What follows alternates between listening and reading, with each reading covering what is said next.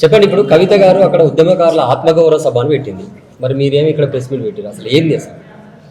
ఈరోజు కవిత గారు ఆత్మగౌరవ సభని పెట్టడానికి స్వాగతిస్తున్నాం, కానీ మరి ఉద్యమకాల ఆత్మగౌరవాన్ని దెబ్బతీసింది ఎవరు? ఓకే, మీరే కదా. గత 10 సంవత్సరాలు ఉన్నప్పుడు ఉద్యమకారులు గుర్తుకు రాలేదా మీకు? అధికారం పోయిన తర్వాత మీ కుటుంబంలో గొడవలు అయిన తర్వాత ఉద్యమకారులు గుర్తొచ్చారా ఈరోజు కవిత గారికి?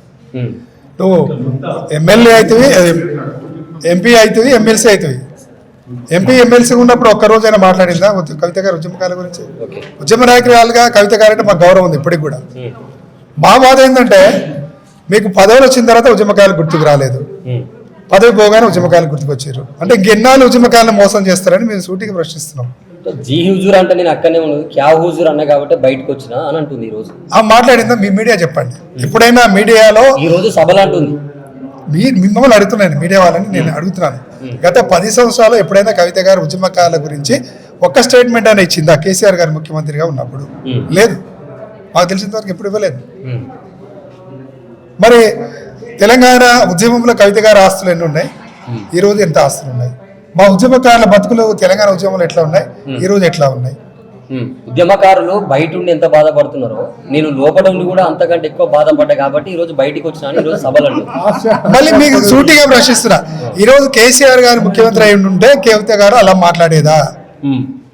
కేసీఆర్ గారు మళ్ళీ ముఖ్యమంత్రి అయి ఉంటే కవిత గారు మళ్ళీ ఎంపీనో ఎమ్మెల్సీనో ఎమ్మెల్యే అయ్యి అధికారం అనుభవిస్తుండేది, ఉద్యమకారులని దగ్గర రానిచ్చేది కాదు.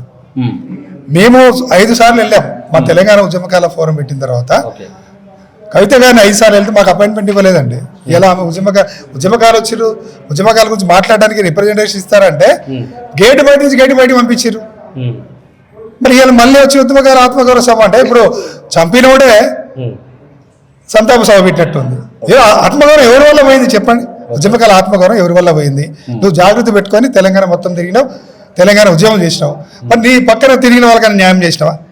నువ్వు జాగృతిని రద్దు చేసుకున్నావు కదా నీవు ఎంపీ అయిన తర్వాత. ఉందా జాగృతి ఆఫీస్? మళ్ళీ ఇప్పుడు జాగృతి అంటుంది, మళ్ళీ ఇప్పుడు ఉద్యమకాలు అంటుంది, ఇప్పుడు బీసీలు అంటుంది, పూలే విగ్రహం అంటుంది. అమ్మ నువ్వు అధికారం ఉన్నప్పుడు నీకు గుర్తులేదా పూలే విగ్రహం? మీ నాన్ననే కదా ముఖ్యమంత్రి. సరే వేరే వాళ్ళు ఉన్నారంటే మనం అనుకోవచ్చు, మీ నాన్నగానే ఒప్పించి పెట్టి వెళ్ళిపోయినా పూలే గారి విగ్రహాన్ని. ఒక రకంగా చెప్పాలంటే టీఆర్ఎస్ అధికారంలో ఉన్నప్పుడు కూడా ఉద్యమకారులని మోసం చేసే వాస్తవం, ఆ మాట అయితే నిజమే. కానీ అవన్నీ చూసి తట్టుకోలేకనే బయటకు వచ్చి ఈ రోజు ఉద్యమకారుల కోసం మొదటిగా కొట్లాడుతున్నది నేను అని చెప్పి. అంటే ఇప్పుడు కేసీఆర్ గారు ముఖ్యమంత్రిగా ఉన్నారా? మీరే చెప్పండి. కేసీఆర్ గారు ముఖ్యమంత్రిగా ఉంటే నేను ఉద్యమకారులకి 10 సంవత్సరాలు అన్యాయం అయింది, ఇప్పుడు కూడా అన్యాయం బయటకు వచ్చినట్టే అనుకోవచ్చు మనం.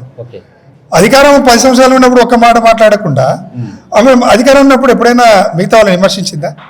హరీష్ రావు గారు ఇట్లా అంటాడు, కేటీఆర్ గారు ఇట్లా అంటాడు, వాళ్ళు ఇట్లా అంటాడు అని ఎప్పుడైనా చెప్పిందా? మీరే చెప్పండి మీడియా ద్వారా. ఆమె ఎప్పుడైతే కేసులో ఇరుక్కున్నదో, సరే కేసు అది తీర్పు వచ్చే వరకు ఆమె దోషాలు మనం చెప్పలేం, కానీ ఒక మహిళ అయి ఉండి లిక్కర్ స్కామ్ని ఇరుక్కోవడం మా యొక్క తెలంగాణ మహిళలకి అవమానం, తెలంగాణ మహిళ అవమానం. మేము అనేది ఏంటంటే దానిని తప్పించుకోవడం కోసం మళ్ళీ ఉద్యమకాల పేరెత్తుతుంది, దాన్ని తప్పించుకోవడం కోసం మళ్ళీ బీసీల పేరెత్తుతుంది, ఆమెకు జరిగిన డ్యామేజ్ కోసం మళ్ళీ పూడ్చుకోవడం కోసం ముసలి కన్నీరు గారుస్తుందని మేము విమర్శిస్తున్నాం. తెలంగాణ రాష్ట్ర ప్రభుత్వం, కాంగ్రెస్ ప్రభుత్వం ఏదైతే ఉన్నదో, ఉద్యమకారులు అంటే కేసులు ఉన్నోళ్ళు, లాఠీ దెబ్బలు తిన్నోళ్ళు వాళ్ళు కాదు. మరి అట్లా అనుకుంటే నా మీద ఒక్క కేసు కూడా లేదు, మరి నేను కూడా ఉద్యమకారనే కదా అని అంటుంది కవిత ఈ రోజు సభలో. ఆమె కవితను ఉద్యమ నాయకురాలు కాదనట్లే కదా మేము. ఉద్యమ నాయకురాలు ఆమె గౌరవిస్తాం ఉద్యమ నాయకురాలుగా. మరి ఆమె ఉద్యమం చేసినందుకు ఎంపీ అయిపోయింది, ఎమ్మెల్సీ అయిపోయింది. మరి మేమందరం ఏమైనా చెప్పండి?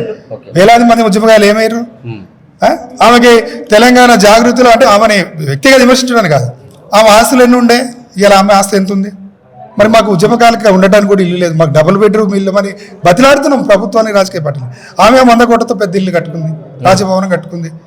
మరి నువ్వు తెలంగాణ ఉద్యమం చేసింది 1000 కోట్లు సంపాదించుకోవడం కోసమా? నువ్వు తెలంగాణ ఉద్యమం చేసింది రాజభోగాలు అనిపించడం కోసం? నువ్వు తెలంగాణ ఉద్యమం చేసింది లిక్కర్ స్కామ్ చేయడానికి తెలంగాణ ఉద్యమం చేసింది? 1400 మంది మరణ ఆత్మ బలిదానాలు అయితే అందులో 500 మందికి ఉద్యమకారులకు ఈరోజు ఏదైతే గవర్నమెంట్ అందాల్సింది అందింది, ఇంకా 800 మంది కోసం నేను పోరాటం చేస్తున్నాను అంటుంది ఈరోజు. చేయండి, మేము స్వాగతిస్తాం. అప్పుడెందుకు చేయలేదు అంటున్నాం మేము. నువ్వు అధికారం ఉన్నప్పుడు అధికారం ఎవడైనా పని చేయాలంటే అధికారం ఉన్నప్పుడు చేస్తారు. కొట్లాడదామంటుంది. ఏముందా మాకు అధికారం ఉందా? ఉన్న ఎమ్మెల్సీ కూడా రాజీనామా చేసినావు. నువ్వు పార్టీ కూడా కాంగ్రెస్ పార్టీ కాదు, బీఆర్ఎస్ పార్టీ కాదు, ఎట్లా అధికారం చెప్తా? పార్టీ పెడతా ఉంటుంది పార్టీ పెడుతుంది కాబట్టి మళ్ళీ ఉద్యమకాలు మాట్లాడితే ఉద్యమకాల దగ్గరికి వస్తారు, మళ్ళీ ఉద్యమకాలను మళ్ళీ ఒకసారి మోసం చేస్తారు. మాట్లాడుతూ ప్రధానంగా రాజకీయ శక్తి కొట్లాడడం కోసమే అని రాజకీయ లబ్ధి కోసం కాదని చెప్పేసి మాట్లాడింది. మరి రాజకీయ పార్టీ పెట్టొద్దని చెప్పండి.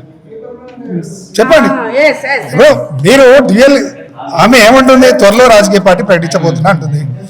ఇంటర్నల్ గా నేనే ముఖ్యమంత్రి అని కూడా చెప్తుంది. అంటే మళ్ళీ నువ్వు ముఖ్యమంత్రి కావడం కోసం కూడా మా ఉద్యమకాలు వాడుకుంటావా? ఇప్పుడు రీసెంట్ గా మున్సిపాలిటీలు కూడా వేరే ఆర్ఎన్ఏ ఫార్వర్డ్ పార్టీ తోటి వీళ్ళని కొంచెం మందికి టికెట్ ఇచ్చి పోటీ కూడా చేయించింది. ఆ టికెట్లలో కూడా చాలా మంది మా ఉద్యమకాలు ఆవేదన చెందుతారు.